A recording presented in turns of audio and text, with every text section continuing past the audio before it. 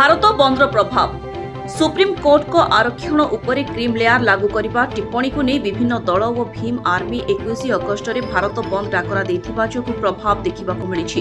ଆଜି ଅତାବିରାଠାରେ ଭୀମ ଆର୍ମି ପକ୍ଷରୁ NH-53 ଜାତୀୟ ରାଜପଥ ଅବରୋଧ କରିଥିବା ଯୋଗୁଁ ରାସ୍ତାର ଦୁଇ କୋଣରେ ଯାନବାହନର ଲମ୍ବା ଲାଇନ୍ ହୋଇ ଛିଡ଼ା ହୋଇଥିବା ଦେଖିବାକୁ ମିଳିଥିଲା।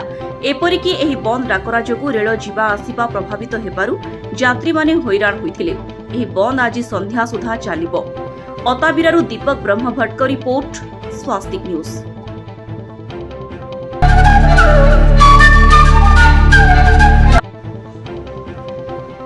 ନୂଆ ନୂଆ କୌଶଳ ଶିଖିଲେ ଛାତ୍ରଛାତ୍ରୀ।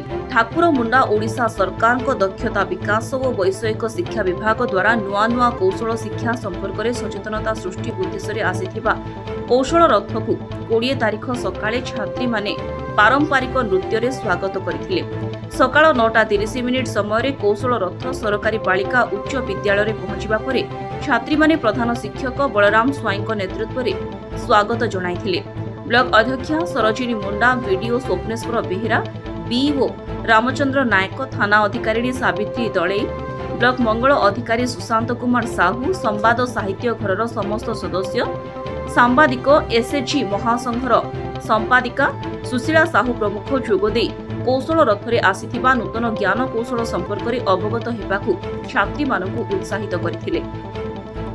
ଆଗାମୀ ଦିନରେ ଛାତ୍ରଛାତ୍ରୀମାନେ ନୂତନ କୌଶଳ ଯଥା driving test, simulator, auto traffic signalling system, drone technology O piloting, 3D printing, AR/VR, auto domestic wiring, monitoring O cutting model of motorcycle ଆଦିରେ ଅଧିକ ଶିକ୍ଷା ଲାଭ ପାଇଁ ଆଡମିସନ ନେଇପାରିବେ, ଏନେଇ ତାଲିମଦାତା ସୂଚନା ଦେଇଥିଲେ। କୌଶଳ ରଥ 11 ଘଣ୍ଟା 30 ମିନିଟ୍ରେ କେନ୍ଦୁଝିଆଣି ଅଭିମୁଖେ ଛାଡ଼ିବା ପରେ ସେଠାରେ କେନ୍ଦୁଝିଆଣି ହାଇସ୍କୁଲ ଛାତ୍ରଛାତ୍ରୀ ଏବଂ ଡିଭାଇନ୍ ଓମକାର ମିଶନ ଅନ୍ତେବାସୀ ସେଠାକୁ ଆସି ନୂତନ ଜ୍ଞାନ କୌଶଳ ସମ୍ପର୍କରେ ଅବଗତ ହୋଇଥିଲେ।